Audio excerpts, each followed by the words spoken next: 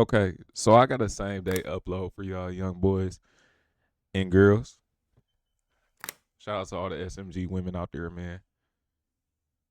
Shout out to all my young niggas too. You feel me? I almost said YNs, but y'all know they tarnished that term. Hold on, I just hobbled upstairs. Let me get a second. Boy, going up all them stairs with one leg, and I ain't been to the gym since. Man, I'm a little fucked up. Anyways, man, I hope y'all been progressing. I recorded this video last night, but if I'm being honest, I like recording these videos in the middle of the day so I can have a clear state of mind. And luckily, I'm by myself right now, so I'm going to deliver.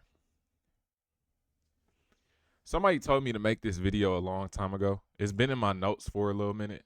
Wrote it down in my journal months ago, and I just never got around to it. But after some thought, I was like, you know what, let me give this to y'all and just peep y'all reaction to it. If y'all want more videos like this, just let me know. I can make videos on other series that put you on game on some subtle shit. Berserk puts you on to spirituality or just esoteric knowledge and principles very blatantly. It started off as a physical manga. A physical manga being, nigga, they cutting niggas' heads off. The main character, he's the one who killed 100 men. You feel me? It was on that. It was very good as well. I encourage everybody who reads manga or at least has a tad bit of interest in anime and you can stomach reading, go read Berserk. It's amazing. Probably the best manga I've ever read, even with the fall off that it had. Because I do believe after these screenshots that I'm about to show y'all right now, I just lost interest in it because they literally living in hell right now. I don't know if fuck it, this shit old as hell, and the author died, so it kind of swapped or switched. Is it the vibe switched since the author died?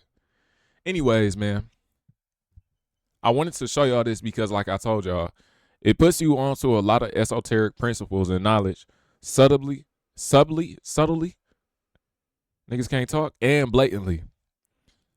Excuse me, man. Y'all know I'm 21. Frontal lobe ain't fully formed yet. So, anyways, I'm gonna read this screenshot to y'all. I don't want this video to be too long. I ended up spending too much time on the last video. I'm gonna cut straight to the chase. So it says, but why? Our mantras do not have this kind of power. This is the princess girl. I forgot her name. She is studying to be a magician under this girl right here. A magician, a witch, whatever you want to call it. And I know a lot of people hear the words magic, magician, witch, and just think of demons, like demonic, the power of Christ. You feel me? This should change your perspective just a little bit. So, like I said, she says, but why? Our mantras do not have this kind of power. She said, our mantras do not have this kind of power. And what a mantra is basically a chant, a spiritual chant. So it's like, you know, how a nigga say, Kami Hami Ha or some shit. I don't know. Maybe that's a good example. But a mantra is something to summon energy, just a chant. Think of it like a chant. And then she says, they do not call forth miracles like your spell. If you pay attention to this frame, you can peep that this nigga to the far left, he's a priest. I don't know if you can really tell based off his appearance, but based off of his reaction and the fact that it says a church right here, you should be able to tell that this is a priest. They on the roof of the church right now because it's some monsters in there killing everybody and shit. They trying to get to safety. And the magician has put a barrier around the church. And she says a church is a sanctuary where people communicate with angels or spirits. That's why when y'all go to the church, you know, people be catching the Holy Ghost. People be feeling hella connected because of what she says right here. A church is a sanctuary where people communicate with angels or spirits. A magician constructs this sanctuary within her mind, which is why she's able to make this big ass fucking force field around the church. And that should be the goal for everybody who is going down a spiritual path, to be able to build a direct connection with God in your mind. So this is a little gem that they drop early on. Well, this not early on. This might be a couple hundred chapters in, but it don't matter, man. Each chapter only like fucking 20 pages maybe. And 20 pages in fucking panels. It's not nothing crazy. It ain't like a book. So here's another screenshot from the same situation. You see the priest, he on the roof on his knees like, what the fuck is going on? Like, nigga, what?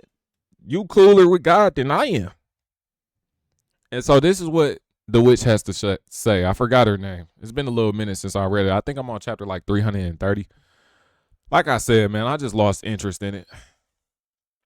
So what she says is those great beings are the four cardinal guardian angels written off in your holy scriptures. So whatever you are praising, she's acknowledging it as an entity. But this is what y'all need to pay attention to, right? And it's probably going to be like a little black box on your screen. Don't pay no attention to that. And let me take this last little tab off here because y'all don't even need to see that shit. It's a little bit too revealing. I don't want to give out the sauce. Okay.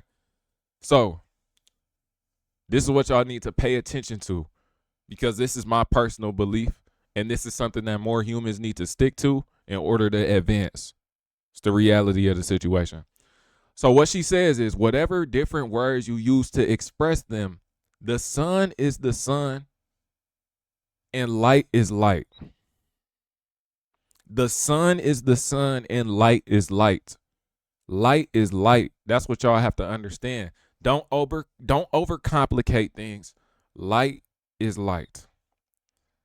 The mantras chanted may differ, basically saying your belief system, your approach may differ, but are not souls in want of salvation all the same? That's that divine oneness. To divide and oppress people because of those differences is folly. God's name belongs only to God. It is not for man to conduct. This is some shit that's beyond your comprehension, little nigga. This is nothing for you to conduct. Nothing for you to have a say in. Like she said, the sun is sun. The sun is the sun and the light is the light. God's name belongs only to God. It is not for man to conduct. Man, if you need to pause it and read this, go ahead and read it, man. Here go another one. Honestly, I don't even know if I really wanna, show this. But basically, man, nah, I can't show y'all this. This a little crazy. I'm gonna skim through it real quick. So basically they saying that churches used to be built upon shrines of spirits in the land, which is why the connection be so strong whenever people be dealing with churches and all that shit. That's why they catch that whiff of spirituality. You feel me? Okay. So here's another one. This is revolving around the world of elementals. I don't know how many of y'all believe in elementals. I haven't seen no elemental. I haven't had no encounter with no elemental. And elementals being this, right? Let me explain, because these niggas explain what an elemental is. Basically, the four states inherent to the physical world, solid, liquid, vapor, and energy, are all resonant with the workings of elementals in the astral world, respectively, earth, water, wind, and fire. So y'all see two elves right here. Elves are wind elementals. I don't know what a water elemental would be, or an earth elemental, or a fire elemental. Maybe a fire elemental would be like a fucking phoenix or some shit. I be hearing some shit about gnomes and shit. I don't know. I ain't too far into that. But I do acknowledge it. I don't think that is law. I'm not gonna say it's true. I'm not gonna say it's false. But I at least acknowledge it.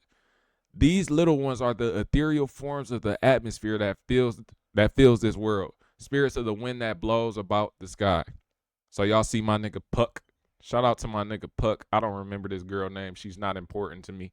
But this is my nigga Puck. He a goat. Probably the coldest character in the whole fucking show. Shout out to fucking Puck, man.